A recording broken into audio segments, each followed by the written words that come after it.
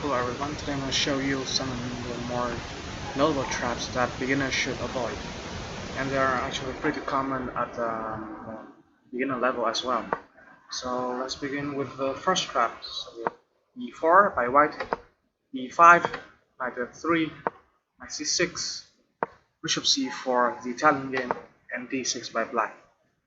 This is the semi-Italian opening, and I should also mention that bishop c5 here is the main continuation, which is a gioco pianissimo, which white can place d3, c3, knight bd2, and cancel, and black can proceed with knight f6, d6, and cancel, h3, h6, and so on and so on. But okay, let's get back to the trap. We have d6 by black, which is a semi-Italian opening, and here white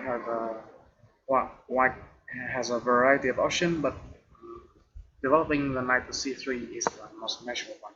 So knight c3, and black tries to take advantage of this diagonal being open early on, and trying to play knight d4 by pinning the knight on f3, bishop to g4. But this can be called a mistake, and the reason behind it is this move with h3, and here capturing on f3 is a must for black, and with the threat of checkmate on the f7 square, so black doesn't have time for any knight d4 attacking queen and c2 action. So for example, knight f6 or queen e7, white has a clear lead in development and will be better thanks to the active bishop on c4, and also white has bishop pair. So black should play bishop takes f3 and exchange the bishop for the knight on f3. However, if black gets really try to maintain the spin with bishop to h5, this will actually be a mistake that allow white to go for a decisive advantage with this knight captures on e5 move. And it is not any queen sacrifice or something like that. This is actually a very well-known trap, and if black decides to take the white queen with bishop takes d1, it's actually a forced checkmate in 2 with bishop takes f7 check, king e7, and now the knight on c3 lands on d5 with checkmate. And even if black that does not go for the white queen, and well, if it retreats, the knight will simply capture the bishop and white won a pawn, the bishop pair, and still maintain a lead in development with e4 coming. So, and the other option, for example, if d e5, then queen takes h5 with a threat of checkmate on f7, and white can further the castle next. And the other option, if knight takes c5, trying to counterattack this bishop on c4, well, then white simply captures on h5 again. If knight takes c4, and now queen b5 check by white wins back the piece. And after any move, for example c6, while queen takes c4 is happening, and still there's no bishop pair for white, but he still has a leading development. He can create castle. Black has at least 2 more moves before castling, and white is the clear favorite here as his upper pawn, and has a huge lead in development. For example, f4, d3, bishop e3, or d4 is even better, are all coming with a big initiative for white. So that's the legal trap or legal's mate. Now let's begin with the next trap. So e4 by white, b6 the O1 defense, d4 seizing the center, bishop to b7, bishop to d3. Knight c3 is also an option. Knight d2 less active square for the knight, but also playable. f3 also fine. But in this position, black should continue with rapid development and a move like knight f6 attacking e4 pawn, which is a great move for black. But If somehow black gets greedy in trying to take advantage of this diagonal being open for the bishop on g7 by playing f5, well, then white has a very great game, if not winning, with e captures on f5, seemingly abandoning the center and abandoning the defense of the g2 pawn, but with greater purposes. For example, should black captures on g2, bishop takes g2, it seems like black is winning this h1 rook, but it doesn't matter. Queen h5 check, and now black is simply lost. For example, g6, and you might argue that after this move and knight f6, black has the advantage, but it really is not, because after gh7, knight takes h5, black gets checkmated with bishop to bishop to g6.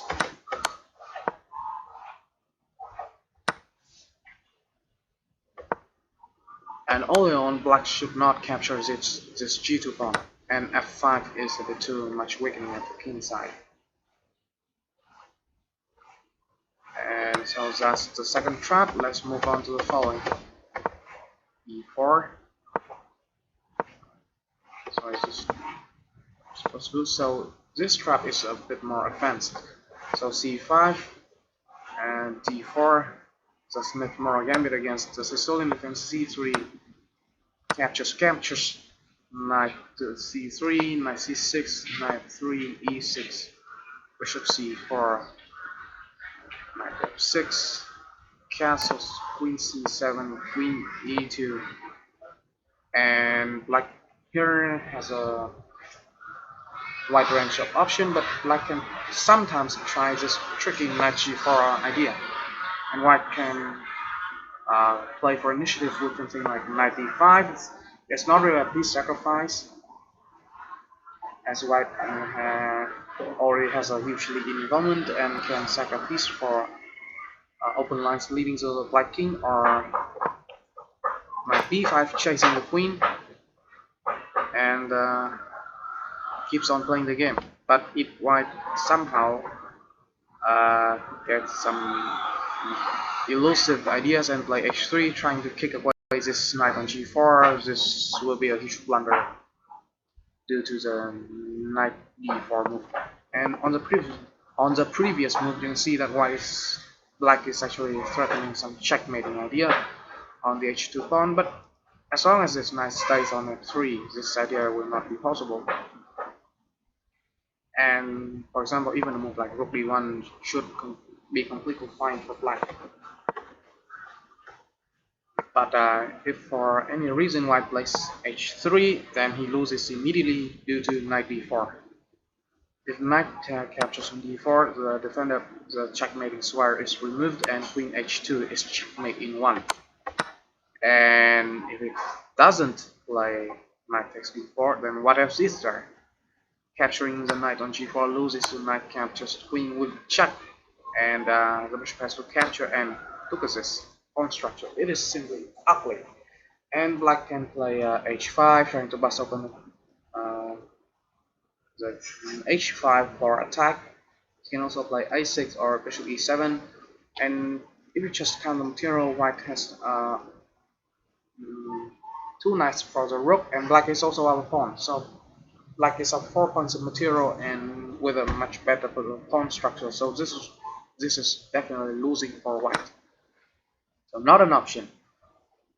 And the bishop captures is a must, because otherwise queen just captures the bishop on c4, as this is now undefended. So the bishop is removed from a very active square on c4.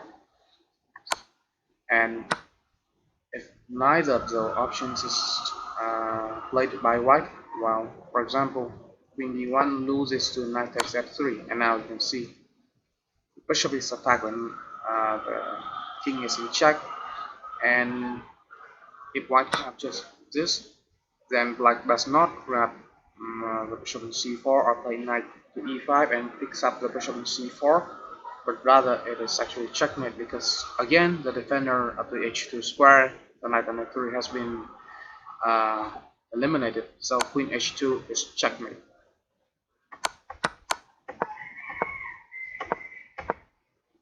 And after this knight g4 move, somewhat of a tricky move, white should proceed with either knight b5 or rook b1, or even bishop e3, but it's not a right idea to give up your bishop pair so early if you're trying to gain an initiative and sacrifice a pawn.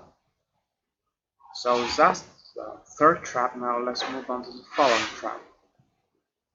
Now this trap is actually involved in Ruy Lopez, which is a bit less common among amateurs and beginners, but okay, let's move on. e4, e5, knight 3, knight c6, bishop b5, the Ruy Lopez opening, a6, bishop a4, and now d6. And for example, here h3 is a move, c3 is a move preparing to seize the center completely with d4. Continuing development with knight c3 is fine, castling is fine, even d3 is also fine. But d4, it is also a fine move, but b5, bishop b3, and knight takes b4.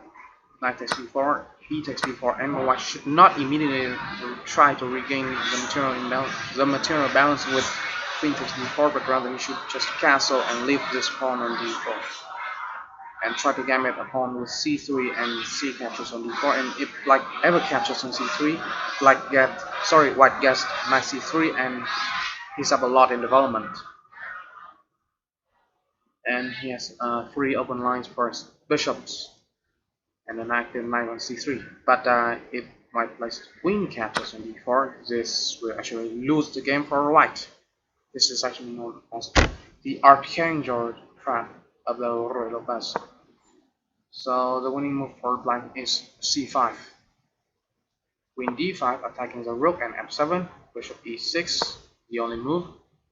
Queen c6 check, but now bishop d7, queen here, and now c4, disconnecting this barrier, the bishop and the queen eyeing the f7 square. Also now the queen guards the rook, and no queen c6 check, no useful check for white, and this simply wins bishop for 2 pawns. And you can see that black has already won a pawn on some previous move, so black has a piece. This black square bishop on d7 for white's 1 pawn, and this is completely lost for white. So white should not hurry with the recapturing of the pawn and should proceed with rapid development. And now let's move on to the, I believe it's the 4th trap. So this game will have d4, knight f6, c4, e6, knight f3, and now d5. The Queen's Gambit declined, one of the most popular opening, beginning with the move d4 at all level of chess, I have to say. And here, knight c3, knight b d7, bishop to g5, and now, for example,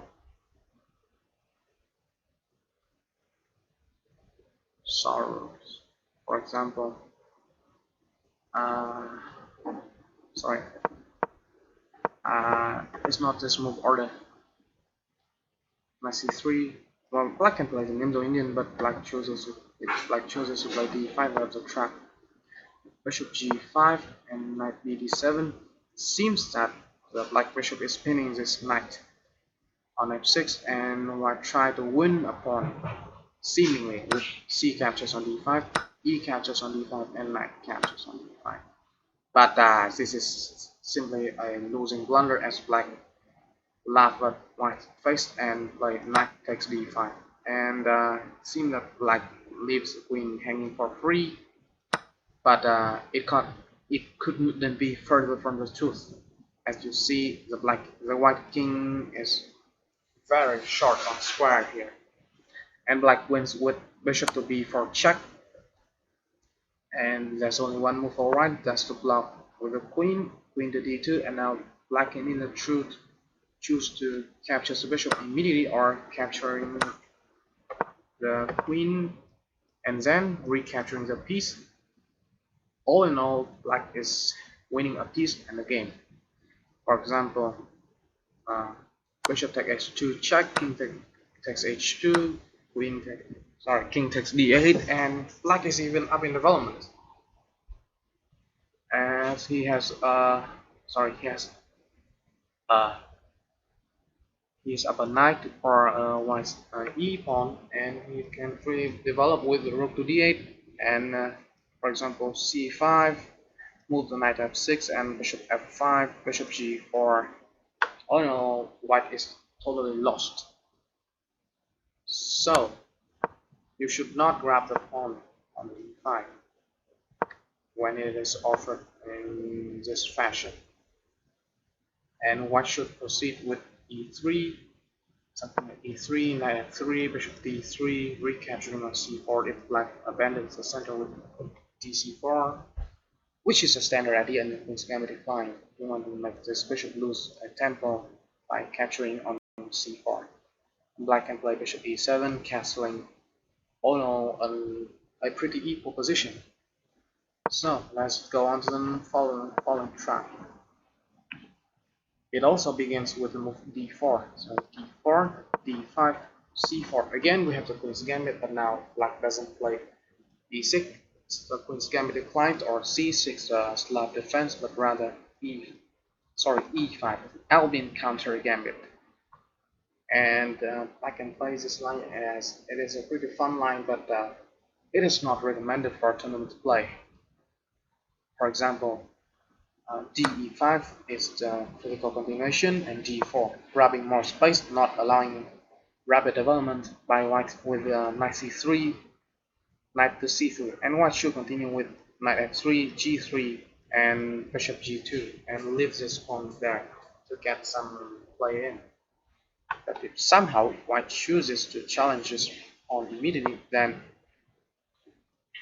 bishop to b4 check. Here blocking with the knight isn't all that impressive, as d takes e3 will come. After fe3, the white king is somewhat exposed, and queen h4 check is coming, and even though white won by the pawn, this is a favorable position for the black. For example, knight c6, knight ge7, and recapturing on e5 easier here, and bishop bishop f5 or bishop e6 are coming. Black can even castle queenside to add more pressure on this pinned knight on d2.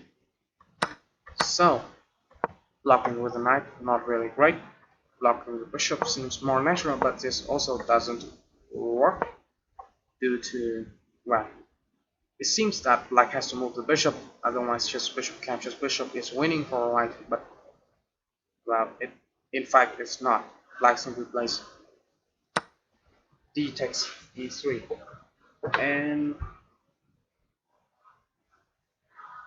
the bishop cannot capture the pawn because it's pinned. F takes is again not great because the e pawns are now doubled, and knight c6 will quickly win back this e5 pawn, queen e7, and knight h6, as its bishop is now blocked. It's pinned, it cannot capture the knight on f6, and for example knight g4, knight f5, bishop e6, again queenside castle is an idea. All in all, black fully equalizes the position if white plays e3. And if for some reason after this pawn captures, white decides to capture the bishop on b4, well, then you can see that the engine is assessing this as losing for white. It's -8 actually, and black wins with pawn captures on f2. And you see that the queens are x-raying each other along the d file. If the white king takes the pawn, the bait takes a bait, then queen captures queen, and black has a queen for a bishop, and the pawns are now even. So not an option. And if king to h2, well then black does not play bishop c4 check, because, well, white can block with knight f3 and things are fine. But rather, black plays one of the greatest moves in the opening traps I've ever seen, and it's a legendary under promotion with pawn captures knight with a promotion to knight deadly check. And after any move, for example, if rook captures knight, then bishop g4 check wins the queen for free, as both the queen and the bishop are in the d1 square. And for example, king e2. Black should not capture this with a promotion to the queen, because first white will trade the queen. This is an equal position. White is even better, as in the endgame white king is actually pretty great on this e2 square. He's in the center, ready for any action. And the queens are off the board, so no checkmating attack are possible at the moment. And black is also undeveloped. Look at all of these pieces. Well, white can throw in bishop to g4 check, but white king will be very happy on e3, f2, or even e1. So it's a critical move, and the winning idea is pawn captures knight with an under promotion to a knight, and this is completely lost. For example, king e1 still guarding the queen, then queen to h4 check, g3 loses to queen check and picking up the rook on h1, and sorry, king to d2, then knight c6 gaining a tempo on the bishop, bishop c3, bishop g4, bishop to e2, and now queenside castle. And look at all of these pieces, look at all this firepower. White will lose in a couple of moves and get violently checkmated. So let's move on to the final trap of this video, which also begins with the move d4. d4 by white, d5, c4, e6, queens can be declined, knight to f3, knight to f6, knight to c3, bishop e7, bishop to g5, castles. For example, sorry, e3, knight e7, cd, ed, bishop to d3, a6, castle by white, c6, and rook c1, rook e8, and now queen to c2, lining up the attack against the h7 pawn. But at the moment, if the bishop eliminates the f6 knight, the rook d7 knight will take its place and defend the h7 pawn. But you will see the idea of this after this, and it's not really an attack against the h7 pawn. So for example, knight to e4, black plays knight to e4 and offering a trade of bishop. The bishop doesn't have any great retreat in the square other than f4, so bishop to f4 and setting up a trap. And on the previous move, it seems that white can trade and win a pawn, but not really. For example, knight takes e4, d4, bishop captures, three of white's pieces are under attack, and bishop captures is forced, d captures, bishop captures, pawn captures, and now the bishop has to retreat. As it is under attack, white has no time to capture the pawn on c2. So this is in fact not so great for white. And you are white, you don't want to trade too much material, and white has more space. All black wants with this knight e4 move is trading pieces, so I should avoid this by playing bishop f4. Now f5 really trying to cement this knight on e4 square, but this is a greedy move that proved to be crucial as white unleashed the move knight takes d5. White wins a critical central pawn, and well, capturing the knight The first move that everyone thinks that loses immediately to bishop c7. Look at this black queen smarted by all the black pieces, and this is losing for black. And even if well, black ignores this and play something else, then white just won a critical central pawn, and knight takes c7 when winning the bishop pair is coming, and bishop c7 is also coming. So not great for black. For example, bishop e7 also loses to bishop to c7 because again the e7 square, the queen's escape route is covered by the knight on d5, and capturing it to remove the threat is also not possible. And black is lost. You can see the engine giving, sorry, +3 for white in this position. And so these are the common chess traps that I think that beginners and chess amateurs should avoid. And that's all. Thank you for watching, and I hope that I will see you soon in another video. And I think that there will be a part 2 for this chess traps video. See you soon.